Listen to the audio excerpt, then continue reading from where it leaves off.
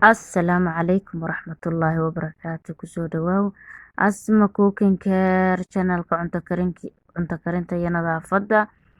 Aad iyo aad baa umahadsantihiin dhammaan. Waxaan ka codsanayaa intii fariintaydan ama fiidiyowgaygan soo gaaro oo aragta inay subscribe ii saartaan, like and share, commentigana ay nagula wadaagaan wixii fikrida. aad iyo aad baa umahadsantihiin. Maanta routine day aan samaysanay Friday saan ayuu noogu soo baxay digaag la sameeyay foorno la'aan ilaa bariiska imaana tusin, laakiin insha Allah inaad ka faa'iideen ayaa rajeynayaa. kabaab oo hilib geel ah, bariiskii dee kusoo dhawaadan leh insha Allah. Markii ugu horeysay waxaan sameynay basal saliid ayaan dabka saaranay. Waa quraacdii koobaad aan bilowno routine aan kasoo duubno channelkan. Markaan basashii sameeyay waxaan ku daray yaanyo aan shiiday, haddaan ku daray kabsar caleen, toon iyo milix yar. Waxaan rabaa maanta inaan xaafadda u sameeyo fasuuliyad. 3 xabo fasuuliyad ayaan soo gaday oo kuwa oo daasadaha ku jira ah.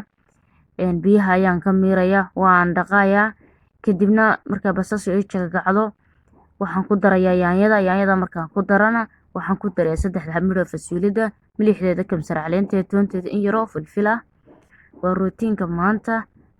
waxaan jeclahay inaad ka wada faa'iidaystaan dhammaantiin. waa tan asaan inoogu soo baxday haddii saas u gududatay.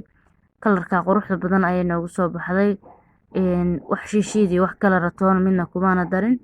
yaanyadii iyo iyada oo waxay wadataa yaan shiishiid miya macnaa kalar ay wadataa, inkastoo aanan biyo raaciyay oo iska dhaqay. iyadoo diyaarsan anigu soo gataa. halkan waxaan hadda ku haysanaa rooti. rootiga waan kala jeexaynaa. in yar oo waxaan marinaynaa dufana. waxaan saaraynaa birdaawada oo canjeelada lagu dubto. kadib markaan kasoo dejinay waxaan sameynayaa farmaajo ayaan saarayaa cheese-ka markaan jarjaro dul saaro waxaan dul marinayaa mayonnaise-ka waxaan sii dul saarayaa digirtii aan kariyay aan noo soo bislaatay. sandwich ahaan ayaan u diyaarsanaynaa. waxaan jeclahay inaa wax ka faa'iidaan badan. salaataan dul saarnay, basalaan dul saarnay, barbarooni aan dul saarnay. adigu all of them waa sandwich dhammaystiran. marka sandwich-ka xaafadayda aan ku samaysano maalinta Jimcaha saan camal waaye. was dhex gelinaynaa midka oo isku daboolinaa. marka jeexiisa kale dusha ka saaraynaa.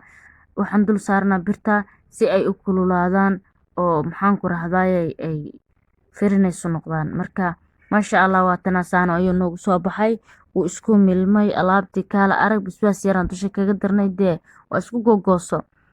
halkan waxaan ku haysanaa hilib niskiile hilib geel ah oo jiir ah waan jarjaray. waxaan ku shubay qalaabada wax lagu shiido.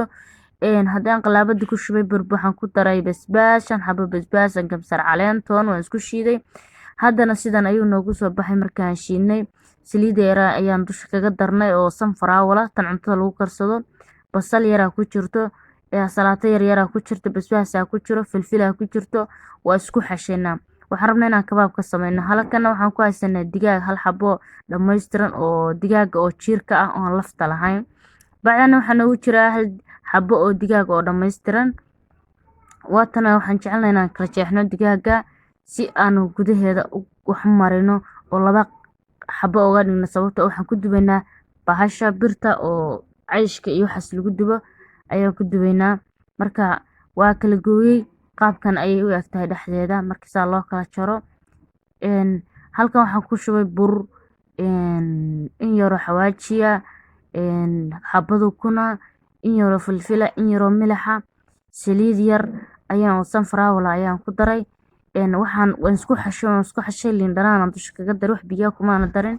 markaan isku xashay waxaan dhex geliyay xabadii digaaga ee dhammaystirnayd. waan jeexjeexay si ay u dhex gasho wax aan kariyo. waatana hadda waxaan bilaabaynaa birtii aanu inii sheegay hore inkugu soo sheegay aan ku sameynayay digaaga oo foorno la'aan. waa oven kala araga very nice. qof kasta wuu heli karaa, xaafad kasta waa ay taalaa. had digaagii jirka ayaan saan u soo jarjarnay. waxaan jecelnahay ursha inaan dhex gelgelino. qudaartan waxaan usoo diyaariyey waa basal, barbarooni, yaanyo, kaarooto, bataati sweet, waxaas isku jira baradho caadiya. Inaa aan usha marka aan gelgelinayna kabaabka iyo marka aan gelgelinayna digaaga aan soo jarjarnay hilibkeeda ayaan insha Allah ina tusi doonaa qaabkay kusoo baxaan. Waxaan jeclahay inaad wax ka faa'iidaan insha Allah. aad iyo aad baa mahadsantihiin. Hadda waxaan uli gelgelinaynaa hilibkii digaagan soo diyaariyey. Ulihii baan saa usoo gelgeliyey, qaabkana usoo diyaariyey. Waatana digaagii ugu horreeyay aan saarnay, waatana saan ayay noogu soo baxday. Wallaahi ka macaan midda oo foornada lagu sameeyo, saliid wax lagu sameeyo, dufan iyo bahalkii midna male. Ayadoo borotiin nice ah inta kaga soo baxaysa kaala arag maasha Allah.